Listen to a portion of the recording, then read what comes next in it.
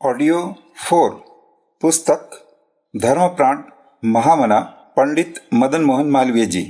लेखक वेदमूर्ति तपोनिष्ठ पंडित श्री राम शर्मा आचार्य। मालवीय जी की तुलना प्राचीन समय के उन ऋषि मुनियों से की जा सकती है कि जो राजा महाराजा और श्रीमंतों से स्वर्ण सहित हजारों गायों का दान लेकर उनके द्वारा गुरुकुलों का संचालन करते थे।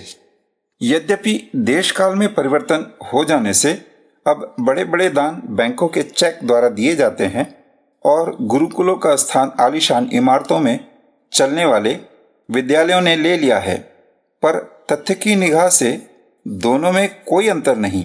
यह मालवीय जी के तप त्याग और आत्मसमर्पण का ही परिणाम था कि अकेले करोड़ों का चंदा प्राप्त कर सके और उसकी एक एक पाई उन्होंने विद्यालय के निमित्त खर्च कर दी।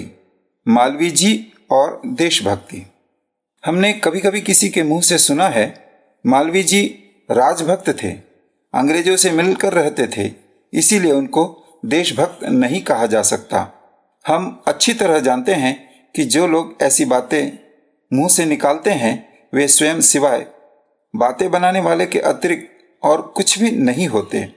वे सार्वजनिक हित के लिए कोई त्याग कष्ट सहन नहीं करते, पर दूसरों की आलोचना करके ही वे स्वयं बड़े देशभक्त अथवा राजनीतिज्ञ बनना चाहते हैं। मालवीय जी की देशभक्ति उथली दिखावटी अथवा सामयिक नहीं थी। वे आरंभ से ही राष्ट्रीयता तथा देशभक्ति के मूल तत्व को जानते थे और भारतवर्ष में उसका अभाव देखकर उसके प्रचार का प्राणपण से उद्योग करते रहते थे। इस संबंध में उन्होंने अब से 60 वर्ष पूर्व एक लेख में इस विषय में विचार व्यक्त करते हुए लिखा था, राष्ट्रपिता किसे कहते हैं? राष्ट्रपिता उस भाव का नाम है जो कि देश के संपूर्ण निवासियों के हृदय में देश हित की लालसा के साथ व्याप रहा हो, जिसके सामने अन्य सब भाव नीची श्रेणी में रहते हों। भारत में यह राष्ट्रीय भाव कैसे पैदा हो?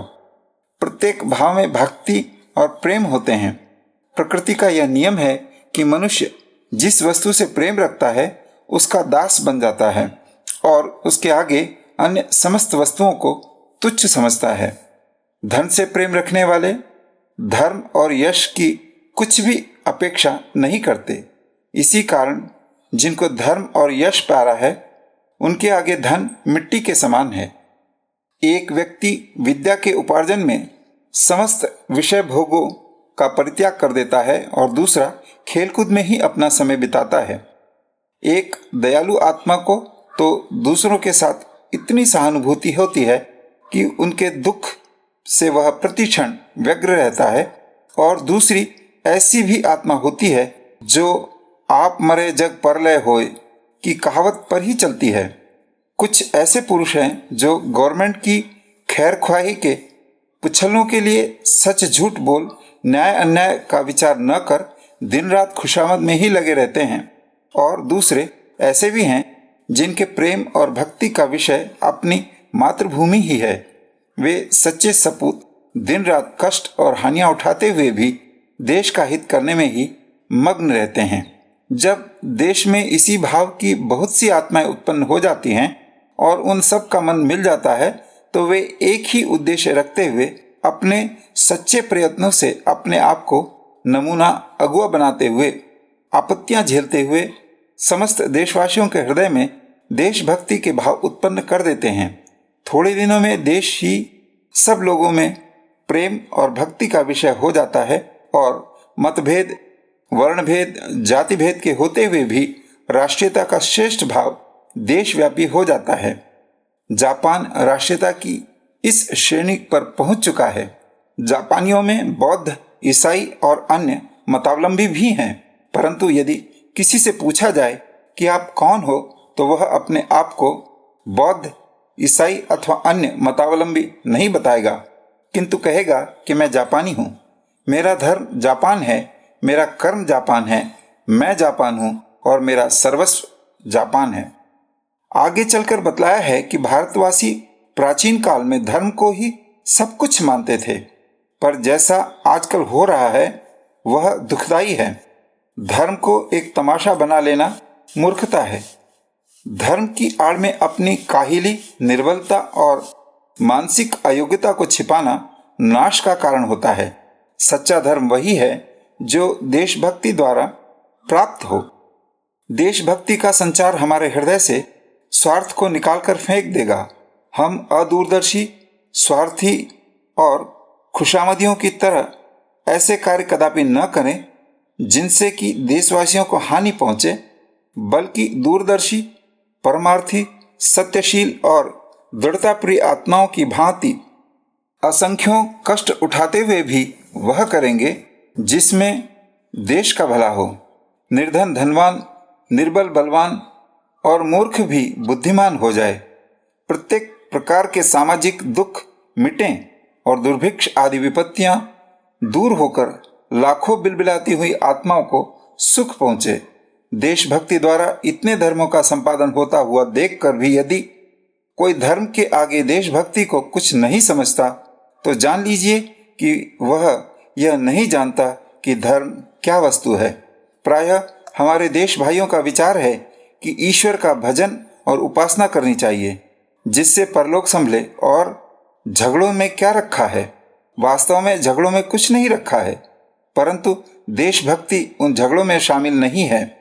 यह धर्म का एक साधन है, और जैसे कि गृहस्थाश्रम का पालन किए बिना संन्यास ग्रहण करना अधर्म है, उसी प्रकार बिना देशभक्ति किए मत मतांतरों में पड़े रहना गलत है।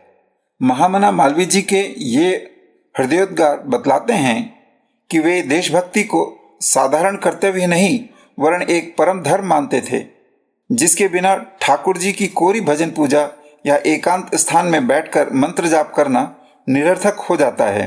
इस प्रकार हम देखते हैं कि धर्म के लिए जीवन अर्पण कर देने वाले मालवीय जी जो बात 60 वर्ष पहले कह चुके हैं, वह आज युग निर्माण योजना के अंतर्गत कही जा रही है।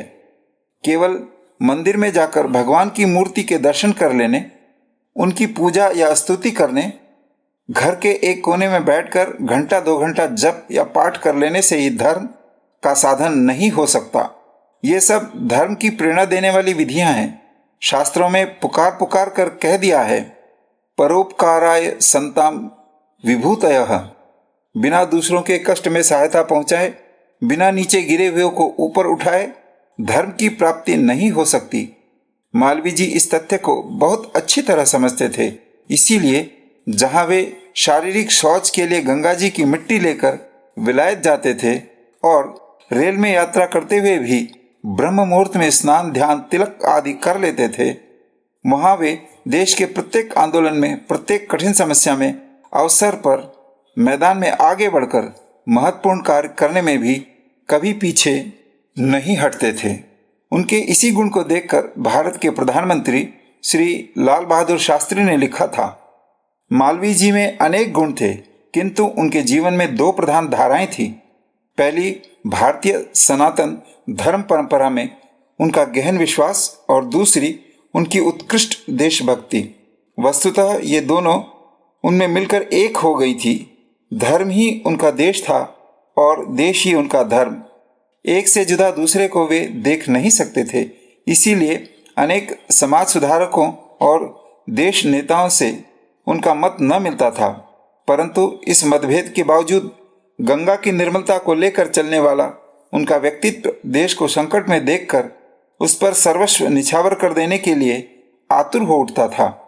अपने धर्म विश्वास में निष्ठा रखते हुए भी हृदय के ऐसे कोमल और उदार थे कि किसी को भी दुख और कष्ट में नहीं देख पाते थे।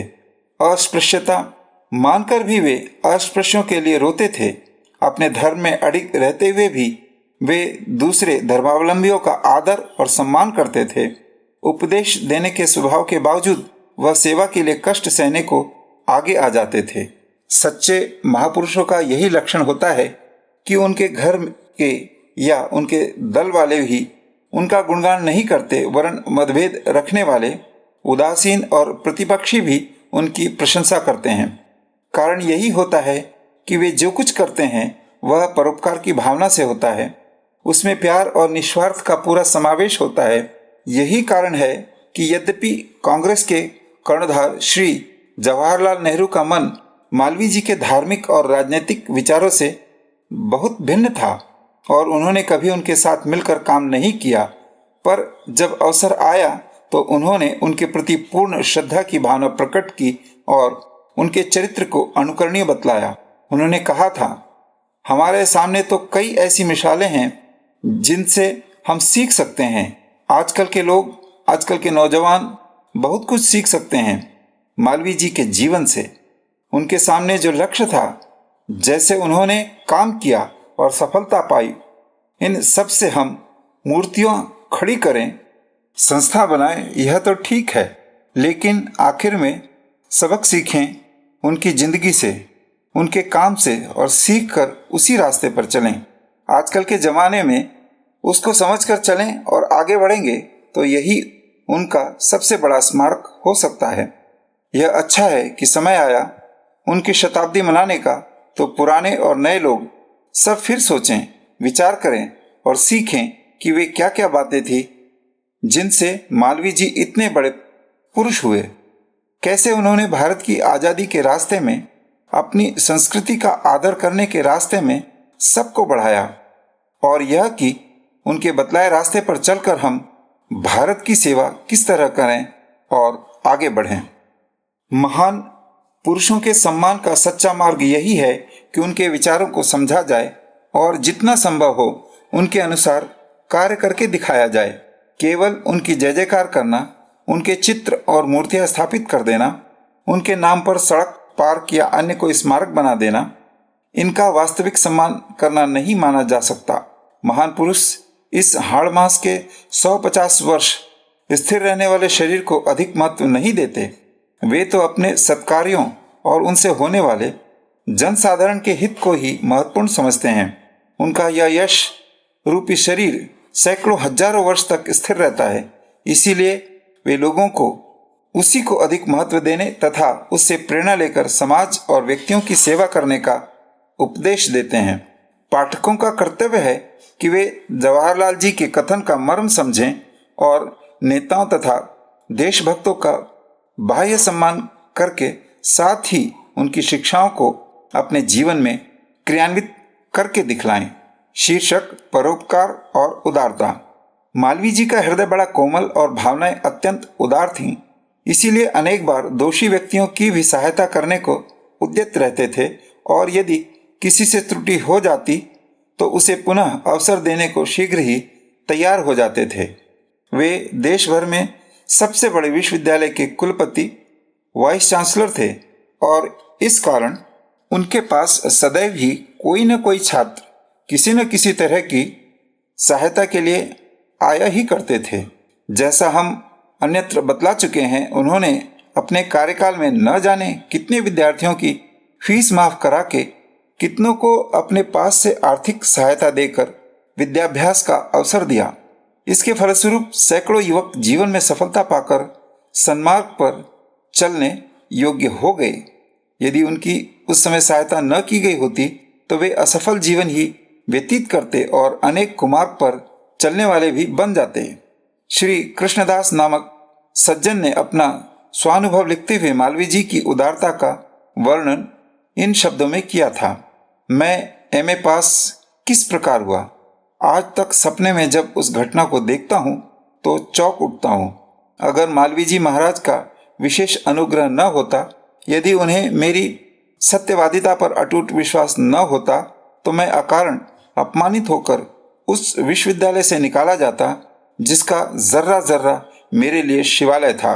उन दिनों राजनीतिक संघर्ष की लहर तेजी के साथ बह रही थी।